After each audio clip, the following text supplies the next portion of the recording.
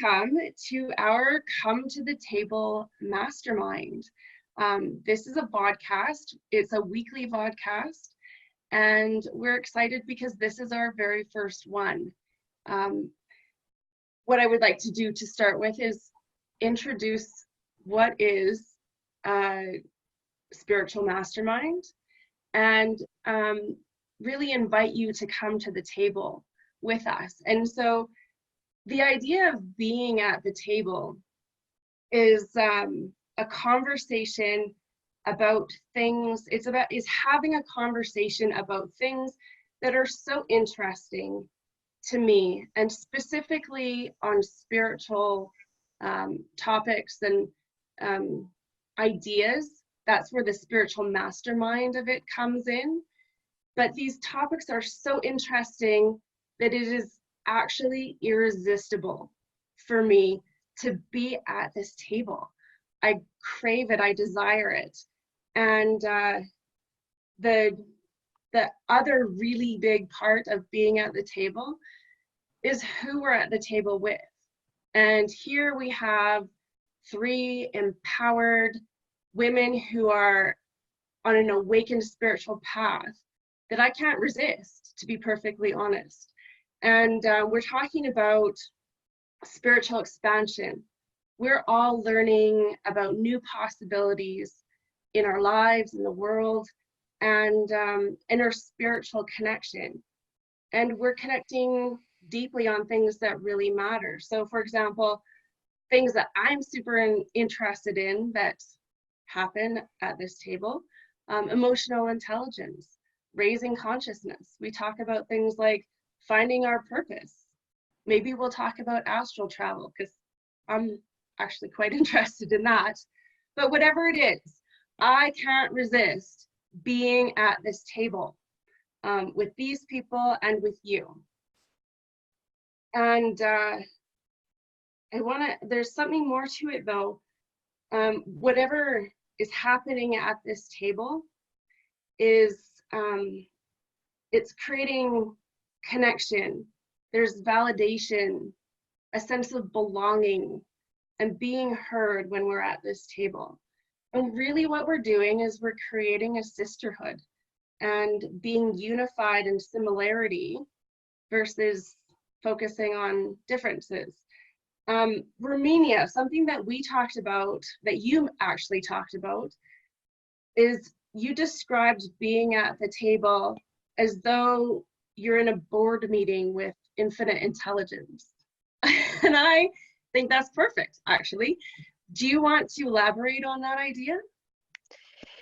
Yeah, so we're at this table, and it's like I'm at a table, and when I'm at a table, there's like all of these African-centered masks and garments, and it's a wooden table that's handcrafted, and so it's really earthy type feel, and everybody's sitting down and it's colorful, and we have drummers and all of that. And so when people come and they sit down with me, this is what I see, this is what I feel, this is what I understand.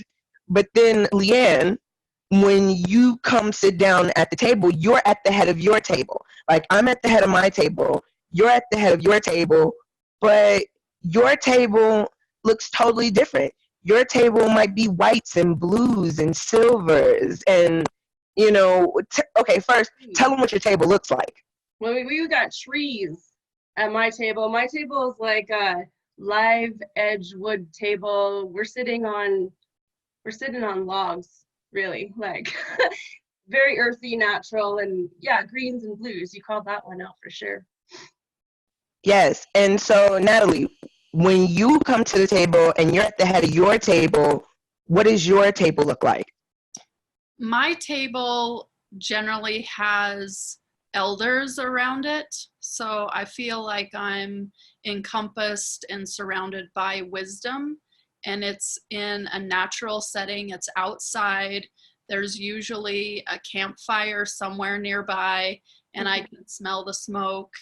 And it's just a very natural environment, and it's a place where I feel really grounded, but also really high vibrationally.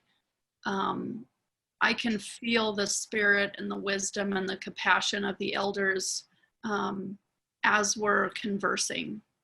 That's my table. So Okay, that's so nice. I want to change my answer now. I'm just kidding. We can do that at another time, but that's a beautiful table, Natalie. Well, it's your table. We're just sitting at it because I I know. love your table too. yes, and so each one of us has a different idea about like what the table looks like. I was like, oh man, I'm not even outside. My table is like this coming to America type table with everybody around, and we're sitting inside of this big hall. However, each table is important, right? And we're all sitting around a infinite intelligence source table with our own perspective. And each perspective is different because we're seeing through our eyes. I'm not seeing through Leanne's eyes, so I don't know what type of table she's seeing. You know, Natalie probably had me eating, you know, steak and ribeyes at her table over, you know, and she's eating carrots and collard greens over my table. Potatoes. Right. But we all come to the table and we all respect that we all come with different perspectives. And so when we're communicating with the understanding that each one of us is in a different, like, let's say a different dimension of understanding, but we're all at the table together. And so infinite intelligence has weaved this phenomenally intricate way for us all to communicate with each other, but still be at the head of our own life, at the head of our own table with our own views, our own values. And we have to learn to, you know, it's not like, oh, Leanne, you're at my table, so you got to do what I do and say what I say. No, you're at your own table and you're the head of your own table, and I'm visiting your table at the same time you're visiting mine, because we're in communication with each other. We're in the same room. We're, you know, around each other. So we have to be able to navigate that type of life without saying, oh, my table is superior to yours, and what I think and feel and hear is superior. And then you know, it's like, or you're inferior to me. It's like, no, we're all coming to the table of life. And some of us, we're going to be sitting at our table regardless. But then when we come together, some of us are they feel disconnected, you know, where they're kind of like, should I even come to this cosmic unifying table of oneness, you know? And so that's what this Vodcast is really about, is to get people to understand that no matter where they are, what they look like, and what their thoughts, you know, their perception, their paradigm is, that you're always the head of your table and there's always a seat. What And really, love, you have to. Oh no, Natalie, go ahead. what I feel at my table when anybody is sitting at it is I'm honored that they're sitting there. I have profound respect for every person who's sitting there, and God, I don't know why it's choking me up. Because it's for real.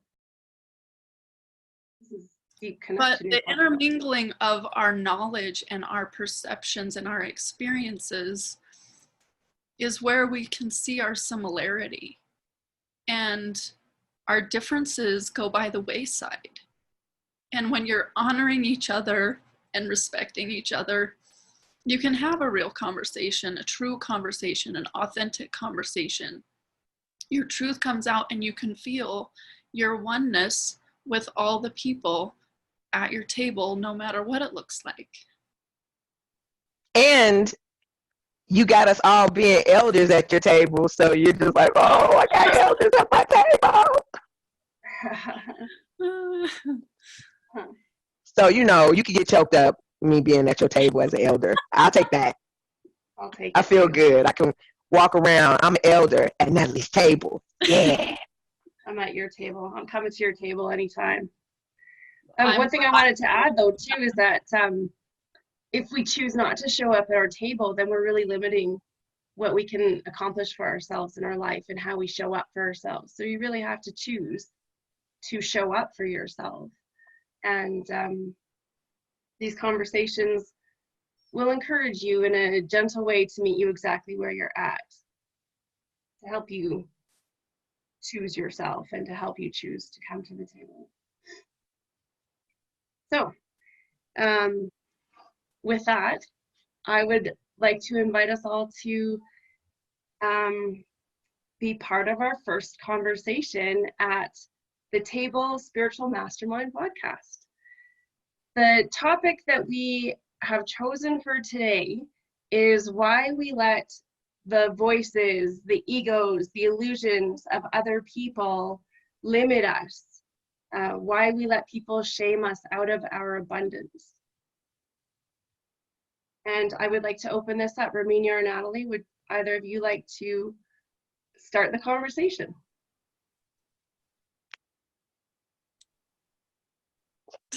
Raminyah, Yes, Natalie like would. you got something to say, girl.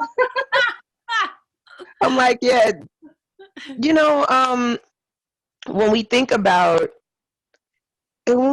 shame, like, what does shame do? You know, as a African American growing up on the south side of Chicago, my mother used to have us, we had the encyclopedias, you know, like when they were hard bound encyclopedias and you take it off the shelf. And so my mom had like the full world encyclopedia, and there was like 2 or 3 encyclopedias at the very beginning where they had like words and then what the word was similar to and the definition and the different grade levels for each word. And we had to read that, you know, we had to do that work. So I would be in 5th grade reading 9th grade words, right? Because we went through it on a daily basis. And my mother would get the newspaper. And so in the newspaper, we had to pick an article and we had to read it. And if we didn't know the word, we had to underline the word. Then we had to go and look up the definition of the word, put it in a sentence, write it down. And this is how I grew up. This is what I did. So when I went outside, it was just like, oh, Raminyah, you're a know-it-all. You know, oh, Dr. Ingram, know-it-all. You think you know everything. But I'm a kid who reads a newspaper and, you know, looking in a dictionary, and it was just like they made fun of the fact that I had knowledge, you know. And at the time, I really didn't connect it to what I was doing in the house, because I loved looking in those encyclopedias, finding new words. And I really did enjoy, you know, reading the newspaper and finding words that I didn't know because it was a habit. So I didn't really, I think if I would have connected it, I would have been like resistant to doing what my mom wanted. But because we did that all the time, it was just like a normal thing. And that shaming, you know, we'd be riding a bike and it was, oh, you know, Raminyah, you sound white. Are you trying to be white? You're trying to do this and that. And it was like really like, oh my gosh, well, maybe I need to stop talking. Maybe I need to, you know, I know too much. I used to watch, like, on, I think it was like PBS or Channel 11 in Chicago, they used to have surgeries. and I used to be fascinated. I wanted to be a doctor, and I was fascinated with surgery, and I was just like, okay, wait a minute. So then I was like, well, maybe being a doctor is being too smart, and I want to be accepted, because it was like, oh, you think you're Dr. Ingram, know it all. And it was like, I grew up feeling like I couldn't be a doctor. And then as I got a little older, it became I wasn't smart enough to be a doctor. But I had these experiences, right? I had these experiences when I was a kid. I wanted to be a doctor. I wanted to work in the hospital. I wanted to work on people and make them better. But as I got older and having this, okay, it's not good to be a know-it-all, it's not good to know what I know, then I continually second guessed my knowledge and was like, oh no, I don't think I would be able to be good going through medical school, going through, I don't know math that good, even though I knew math when I was a child. And so that shaming for me started really early. And for many people, it probably started early, especially my clients. They're always like, they can go back to like 3, 2, 1 and say, this is when my shaming started. You know what I'm saying, Leanne? Yeah, so what you experienced, people's projections onto you for being who you were being, really shaped your perception of yourself and the choices that you made that ended up shaping your life in a certain way for several years afterward.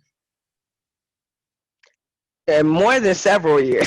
Because that several decades. Yeah, that, man, decades, like double digit, decades. I had a similar. Because that doctor field don't really go away though. So. I had a similar situation. I have a cousin who were the same age, and he would always be like, why are you grandma's favorite? Why are you always doing all the things like cleaning her house and doing these things to be the favorite?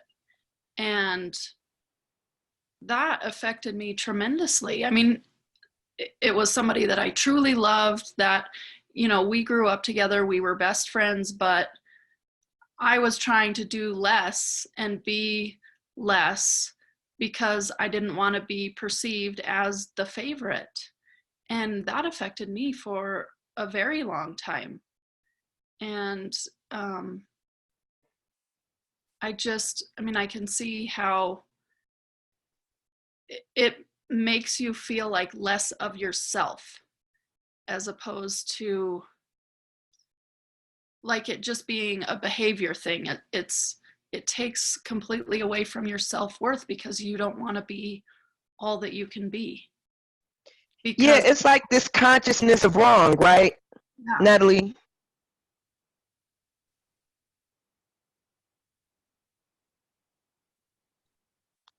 It's like this consciousness of wrong. Is that what you're saying? Yeah. You're trying to do something good, but it still feels wrong. It's like a catch-22. I think this comes to a conversation about self-expression too. We all come to this lifetime as individual, unique beings.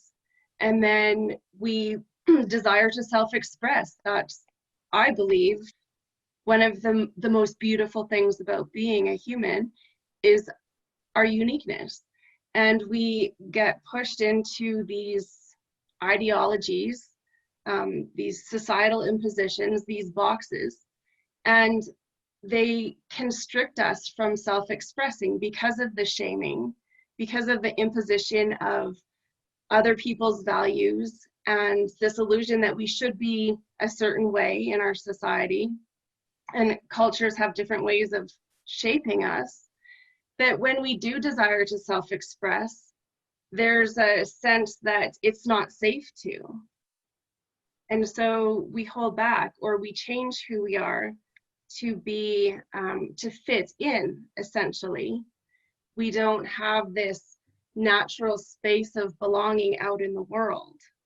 And one thing that I can see that does to people is that it creates this feeling that there's something inherently wrong with me. And so that gets woven into our psyche, into our sense of self-worth and self-being, that we now have to overcome, which is, like Raminyah, you were talking about double-digit years of learning and processing, and then overcoming, and then recreating, right? Yeah, it takes a long time. It takes a long time because it's you're a child and you are taught in childhood this feeling, doesn't feel good. And we have now attached the feeling to the experience. It's because I was smart. It was because I was intelligent. And this is the reaction that society got. And so as you get older, you start to, when somebody looks at you a certain way, like, oh, you think you know what you're talking about? And we start to pick up words as we get older. And as we pick up those words, it's like, oh, that didn't feel good. That was painful. So now pain is when you cut your arm or you fall down the stairs. That's pain. Yeah. But then the inside of us is like, okay, that's emotional pain. It's the emotional pain of humiliation, because it wasn't like a one-on-one where you could say like, oh, you don't know what you're talking about, but it was a public forum. It was public humiliation, because that individual didn't know what you knew. I was able to answer questions and everybody would look and be like, and I always wanted to, like, I was like, I'm going to always know. But then we have, as we get older, it's the consciousness of wrong. It's like this consciousness of wrong is like overflowing into everything that we do, because now I second guess myself for a long time. And so when people, you think you know everything, you think you're this, you think you're that. And I had to force myself to be like, yeah, I do, because I know what I know. But I'm like 40, I'm like in my 40s now, and that's a long time. That's a long time, to go from zero and then start finding yourself for real in your 20s. That's 20 years of your life that you've had this consciousness of wrong, of you had this feeling of humiliation and you don't want public humiliation. So why would I go out in the public and say I'm this or I'm that, or I can do this and I can do that? And when you do a resume, now you're going to give it to somebody outside of yourself, and you could be humiliated by saying, no, I don't want you. Now you get like rejected for a job. That only adds on to the fact that you don't know what you're talking about. Right? So we don't, there's a lot of stuff I didn't go out for, and there's a lot of stuff that I sabotaged because I was like, I don't think I could keep going with this, even though I was doing a good job. Yeah. That makes me think. I've heard this by someone I really enjoy listening to, Matt Kahn. He says the definition of embarrassment is the mask of the ego cracking apart. So as this part of you, that's who you truly are, wants to come out, it's your ego stopping you.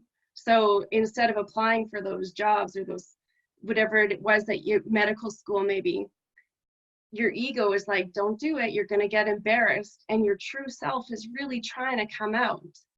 But it's that ego of the status quo, right? It wants to keep things status quo. And I can see this is happening on a macro level too, that as we come out and overcome and emerge and want to self-express, and we have family, we have institutions, we have societal pressures coming at us, wanting to keep the status quo, because as we come out and self-express and introduce something new, it's like we're a threat. And so we've got a lot of conditioning keeping us down so that we don't disrupt that status quo. So it's almost like that in an individual way, it feels like embarrassment when we want to express ourselves, and so we don't because it's uncomfortable, but that's what we really need to do. That's who we really are. And as people, as we start to emerge and really want to give it our all, there's some resistance, right? The question I have for you coming up is, what is the consciousness of wrong? What's your perception of where that comes from? Well, the consciousness of wrong in the African American community is cultural identity. So the vibration of the consciousness of wrong is flowing through, you know, the community, the culture of highly melanated individuals, especially, you know, we shame each other, right? And then, so imagine shaming each other and then coming out and having to interact with Natalie. You're in America with me, right? So you're in the military, and I'm interacting with a consciousness of wrong. So now I have to have this, like, no, I'm going to be right, and I'm going to use my wrongness and the shame and this feeling of not wanting to be humiliated, and I'm going to use it as a shield. So when I come and I start communicating with you, Natalie, you have a totally different perspective because you're a white woman in America and you're a veteran, and you got this whole totally different perspective than I do, coming from the south side of Chicago. So now it's real easy for us to, not see each other, not understand, like we have the same issues going on in our homes, but we can't even get to our similarities because I'm bringing this consciousness of wrong, like something's wrong with me. But then you got your own something's wrong with me. So now we're coming together with something's wrong with me, something's wrong with me. Now we interact, and it's like, I don't want her to know what's wrong with me, and you're like, I don't want her to know what's wrong with me. So we can't even hear the similarities. We can't even hear the evolution, the spiritual words that needs to be heard.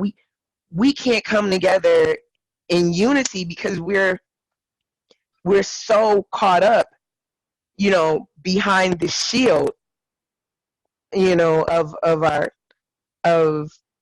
of everything, and it starts in the culture that's in your house. So whatever your culture is, you're going to grow up wherever your home is. If you were in foster care, or you were in a 2-parent household or 1-parent household with your grandparents, that's where the culture begins. That's where the consciousness of wrong is integrated into you. So it's like this vibration weaving itself throughout every decision that you make. Like, what if I'm wrong? What if I'm not good enough? What if? And it's just like the what ifs. And then it comes into the why nots. And you're like, why not? Well, because I'm not good at this. It's because I failed, because I did this, because somebody said it doesn't work. And that's where the consciousness of wrong looks as you get older and you have more experiences. We have to redefine it. Go ahead, Natalie. Also, I think when we're feeling like we're wrong internally at our self, like within ourselves, and we're confused about that, but trying to reconcile it, where then if we do come into, like, our perspectives come together and we both have these shields up, and internally we're trying to defend ourselves. So rather than listening to your point of view or what's going on with you without all these filters, you start projecting all of the things that you think are wrong about yourself onto the other person, trying to defend all your wrongness somehow. And you can't hear the other person. You've got those shields. And so they're like these, it's just these barriers, and you can't hear the truth of what anybody is saying.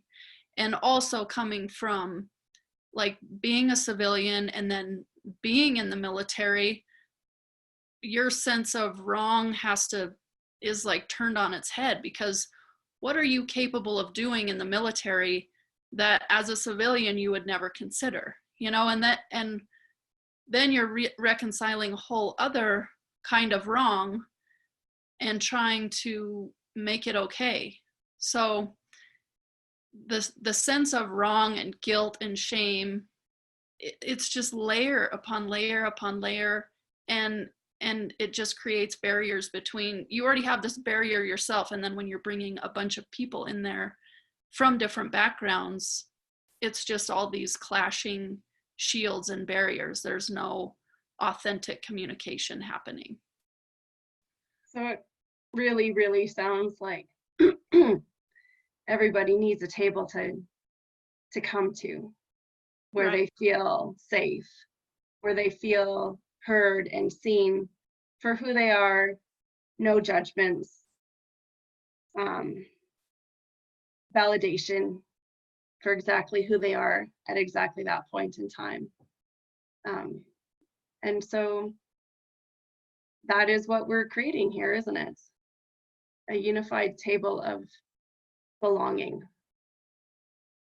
A place to sit, to be honored, no matter where you are. Yeah. I think we all need that in our life. And I like the fact that we are from three very different backgrounds, and we have similarities because we've been able to, like, dialogue with each other, but we come from three very different situations and experiences.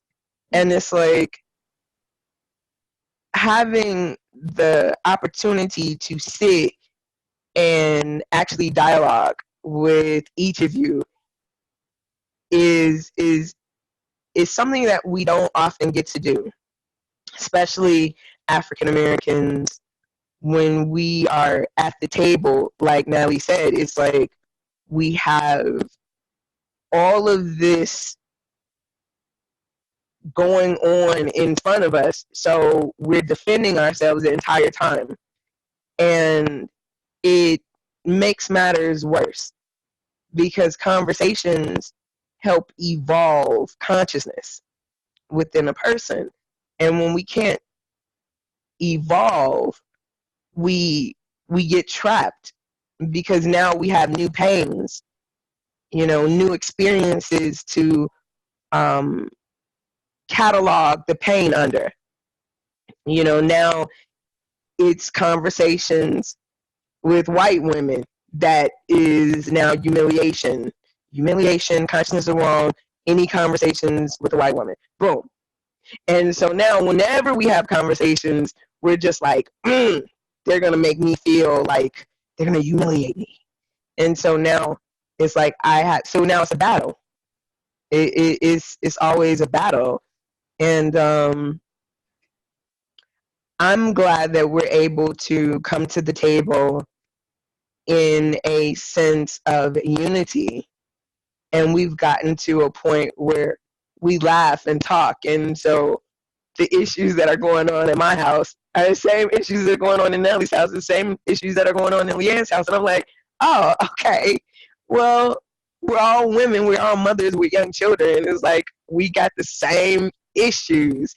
All right, let's get our tea, let's get our coffee, and let's talk about these 3-year-olds and 4-year-olds. And it makes it fun because then I realize, like, oh, they just don't have as much melanin as I have. That's all that is. Well, you know what? I think that that is the perfect segue, Raminyah. Thank you. Because one thing that we want to do at the table each week is to express how we inspire each other. And Natalie, I'm going to let you introduce this segment because this is your piece. This came from your heart. So if you could explain this part where you do it. Okay. You do it. You do it, man. You do it. As I have gone through chapter to chapter to chapter of my life, everyone has had seems like a very crisp beginning and end, like a door opened and a door closed. And as I'm now in my 40s, I'm realizing that there were people in those other chapters who inspired me and loved me and really helped me become the person that I am. And I have just spent time with friends, long distance, and I would always send them these emojis, coffee, love, sunshine, like so we could get together and FaceTime, or if I was in my office, I would have people come to me, I would send them, coffee, love, sunshine emojis, and they would come to my office and we would have the kinds of conversations that we're having now. And I was always so grateful. People that I didn't even realize had all of this inspired energy and all of these things to say, who were my friends, but I just didn't know the depth of them. Over a cup of coffee, we could have this kind of inspired conversation. And so what I then started doing is letting them know how they inspired me. And that then led to them expressing how I inspired them. And it created this connection and closeness. And so now every time I send out the emoji, coffee, love, sunshine, I end up having an inspired moment. And so for me, being with both Leanne and Raminyah in this project and having spent the last year with them has completely changed my life. They pushed me to my highest level of being who I can be. They've held space for me to be 100% accountable for my success, but also were rooting for me the whole way. And I know that I wouldn't be where I am now in my spiritual journey without both of them. Raminyah as my mentor and my clarity doula, and Leanne as just my accountability partner and going by my side the whole way through all the things. She was always one step ahead of me and helping me, giving me every week. So this is coffee, love, sunshine right here, being inspired and feeling the love of the people that you are in conversation with over coffee. See, I know why you did this now, because just listening to that, I'm so glad it's recorded, by the way, but it just made me smile. I couldn't help myself. And that's the point, right? Is just to allow that inspiration in. And so thank you so much for that. That's so beautiful. Yeah, you can't be doing that when I got my makeup on. You know, like, oh my gosh, come on now. I want to tell you why you inspire me. Can I do that now? Yeah. My turn. Phoenix. Yeah, and Natalie just is a beautiful writer. Natalie, you are just such a creative soul. You, every area of your life, there's lightness and creativity, and you create beautiful things. I know that's part of what you desire to do. I think that's part of your soul's purpose, is to create beautiful things, and you are so good at it. And when I read your words and see your creations, but specifically your words, you are such a good writer. I just get excited about my life. I get excited about what you are creating, and it just flat out makes me feel inspired to create in my own life and to go after my dreams. Like that is what your beautiful things do to my heart. It's like you've created a stained glass window for my heart that I get to perceive my life out of more beautifully. So thank you for that. It's exciting. And like I said this morning in that response to something you had posted in your Facebook group, that after reading those words, I was spiritually turned on. Like, it was awesome. Thank you. Thank you. Yeah, thank you. You all are having a moment. Do I need to leave for a minute? No, you should stay because you're next, because I am inspired by you also, Raminyah. Every day I see you as this courageous, fearless, I don't know if it feels fearless to you, but to me, you come across as this fearless, what are your dreams? Let's get them done. You are an inspiration of taking action and always moving forward. And that creates momentum in our relationship, in this project, in my endeavors.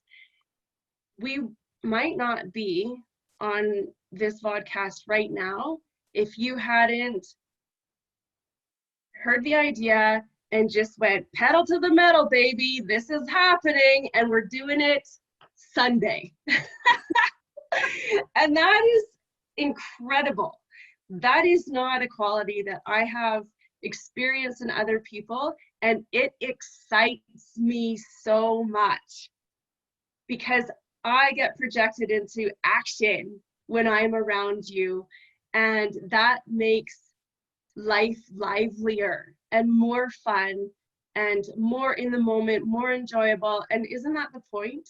So you, Raminyah, bring me to the very heart of the point of me being alive, and that is being excited, joyful, and in appreciation of what is happening. So thank you both for being on my path with me and reminding me what it is so that I can pedal to the metal, baby, because the rubber's hitting the road. That's what I'm saying. Cool beans. You know, I have my coffee, Natalie. I got my coffee right here. So, and with the sunshine piece, what interesting story is that when I was in college, I was in a honor society, and my nickname was Sunshine. So, your nickname was Sunshine too? Yes. We're the same. Yeah, that's what I'm talking about. You guys are like twins. I think so. I wanted to be in the military. So Natalie, I live vicariously through Natalie. She went through the military, so I feel like I've gone through the military. So I'm good. I don't need to do it now. What I love is that So the love that I have for you two is like hands down. Just, I was like, oh my gosh, I just love you. Like, one, Leanne, you give this really innocent perspective on everything. It's just like, oh, I never thought of it like that. And it's like, oh my gosh, let's go into it. And you're so gentle, you know, with how you understand and unlock and want clarity. It's just like beautiful, because I'm like, okay, let's do this. Let's get it done. And you're like, yes, I like this. And I like that. And I want this. And let's do it like that. And I'm like, oh, yes, that's exactly how I feel. So I'm like, okay, whenever somebody's like, oh, you know, you're this overexcited Black woman, I'll be like, no, just my interpreter, Leanne, is right here. Leanne, what was I saying? And then you come and you're like, yes. And it's like, yeah, that's what I really meant. I meant it in that voice too. I love it. And so I love that you're like, oh, Raminyah, I really want to do this. And I'm like, okay, well, let's do that. And you're like, let's do that? Let's do that. And you are so open. Like, you're so open to just experiencing life. And it's this song in Zootopia that is like, try everything. And you're like, just try everything. No matter if you are going to fail, just get up and try something. Just do it. Whether you fail or you succeed, just let's do it. And that's the feeling that I get working with you, you know, collaborating with you, and just being in your presence. And it's like super uber awesome. I love it. I love it. Thank you. That makes me feel so good. My heart is open. Natalie, I'm just like, Natalie was like, Raminyah, I want to know what you know. And whatever you know, I need to know it. I need to know it right now. And I was like, oh, okay, let's do this. And the way you said it, the way you did it, is just like, I want you to know everything that I know. And so being together with you has been like, I live vicariously through Natalie. Like, I don't snowboard anymore, but all the snow, all the beauty that she sees, going, you know, like the whole Christmas excursions, I stalk Natalie on a regular, looking at all her videos and pictures and the creativity that she has, the beauty. It's just like, when I think of, and your name, Aurora Grace, is so fitting, because I think of like the Northern Lights. Like, when I go into Natalie's world, I'm going into like this whole totally different dimension of understanding. And it's like you have this freedom that, and I know sometimes, you know, people are like, I'm free, you know, the grass is greener. It's like, no, it's not that the grass is greener, but I love the creativity, from the Halloween costumes to the, you know, like the way you work with your son. I'm just like, this is super amazing. And the pictures that you take, the videos that you do, I'm like, you showcase who you are every single day. And then to have those conversations, and you're open to having conversations. It's like, you're not afraid to have a conversation, and you inspire me to not be afraid to have a conversation. And you're like, yeah, this is what I did, this is how I felt, and this is what I'm doing. And I'm like, that's how, yes. And I get to interpret life a different way because of you. And it's just really inspirational. And I love the fact that you're a veteran. And I'm like, ooh, I get to, you know, I get to have a totally different perspective. I love that, like I'm a vegetarian, but I love the fact that, you have all of these different, like, and you're like, oh man, I was thinking of our dinner and all I could think of is different type of meat dishes. And I was like, yes, go ahead. Yeah, I love it. You're like, my favorite food is this. And I'm like, yes, I don't have to worry about any of that. I'm not missing anything because I could just listen to Natalie talk on and on about everything. Man, that whole Christmas excursion and Thanksgiving excursion, I was just like, I love it. I feel like I'm there. You weave a whole story, and it's like I'm reading my favorite book. And it's like you're my favorite character. And it's like different. It's like the series, the Natalie series. And you're like my favorite character in the Natalie Aurora Grace stories. And I just want to share that, because you look I just love it all. I just love it. Like, you're just like that fun-loving person. Like, I want to be there. I want to be Bonnie and Clyde with you. That's how I feel. Thank you. I don't want to cry my eyes out right now because I'm so happy. You do. Thank you, Raminyah. That's how I feel. That's overwhelmingly beautiful. Thank you so much. You're welcome. Thank you. Thank you. Thank you all both for honoring me in a way, like that consciousness of wrong, that shame, that because shame can be a painful emotion. Mm-hmm. So being able to, you all say, hey, I want you to be my mentor, and then to, in your own ways, be mentored by you is just beautiful, because that's the synergy, that's the yin and yang of it all. And then it's just, when you're in alignment, it's just easy, and it's really easy with you all, and beautiful and enlightening. And I'm glad to be on this particular journey, and that you all are the ones that I'm having a conversation with. It's fun. We always have. Say that again, Natalie. It's fun. We always have so much fun together. We're always laughing.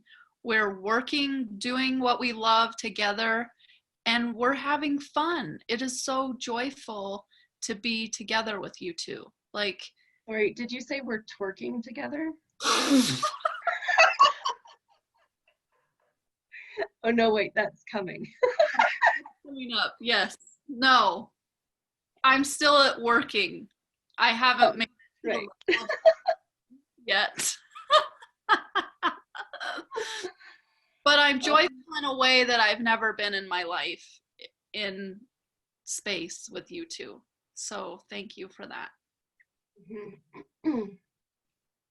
What happens when you pursue your true self, right? Right. An authentic community. The final segment of this vodcast today is to express something that we are grateful for. And gratitude makes a huge difference in my life. And it keeps me in that vibration of appreciation and in the moment, and knowing that I truly have a blessed life. And reflecting on what has gotten me here is it keeps my heart full, and it keeps my mug overflowing. So I would like to share what I am grateful for today. One of the things that I'm grateful for today, and that is the opportunity to connect with people in an intimate one-on-one. And right now it's you guys. However, anytime that I get the opportunity to connect with an individual, for the most part, I see love in them. I see how beautiful people are as individuals, how precious people are, how wonderful and desiring of good and happiness people are. And to be honest, the world in a big picture can seem kind of scary. And if we focus on what's going on in the news, then it feels a little bit intimidating and possibly even pessimistic at times. But it's those moments of connection one-on-one with people that I get to zoom in and realize that, no, this is a beautiful life. This is a precious life. And people are so loving. And I'm so happy to get to connect with so many incredible people. That's what I'm grateful for today. Natalie, would you like to go? Oh, Yeah, I'm calling you out.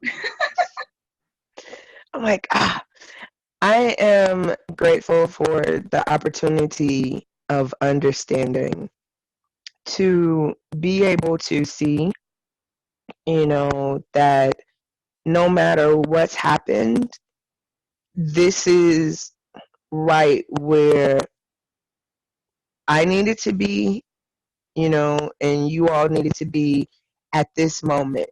So that gratitude and appreciation for every single event that has occurred in the last year is to get us to this point. And I am uber grateful and appreciative of that, of having those experiences and being able to find myself in a sisterhood that is expansive, evolutionary, and transformative. And so that's what I'm grateful and appreciative of. That's beautiful. I am grateful for the ability to see the value in people. And I attribute that ability to Leanne really bringing that forth. Like when I see her interact with people, she is always telling them how valuable they are and how they add value to her life. And so that's something that I've started doing. And even when it's the grouchy old man in the grocery store, if you mention in some way how valuable that person is in some way to the world, you can completely change their day or their perspective. Like you can feel their vibration come up. And so I'm really grateful for having that new perspective. And when I think about shame and guilt and how that weighs people down, the people that you think are the grouchiest or the meanest are the people who are suffering from the most guilt and the most shame. And so when you can see their value past whatever barrier they're putting up because they don't love themselves enough and they feel shame and they don't have self-worth, and you can see their value and bring that value out, that is one of the greatest gifts I think that we can give each other and give the world. And it's the thing that I'm most grateful for, especially Leanne having brought that out and brought it to my attention. Mm-hmm. Wow. Both your gratitudes make me feel my gratitude growing too. I love it. And that was the perfect bookend, Natalie, to conclude this vodcast, our very first vodcast ever. And there will be another one next week and one the following week and so on. We're also, if you are loving the Spiritual Mastermind as much as I do, and I trust that Raminyah and Natalie do too, then you might be interested in looking at more information about our 6-day Spiritual Mastermind in person in the incredible location of Las Vegas. at the end of April. You can find more information about that at www.thetableretreat.com. We'll put a link in the comments of the podcast. Thank you so much for being with us at the table today. Do either of you want to say anything more? Deuces. Thank you. Thank you. Oh yeah, hey, cheers.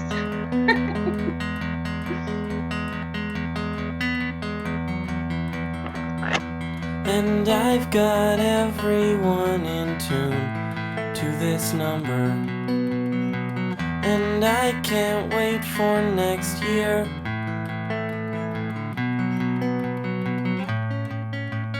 Let's stick together.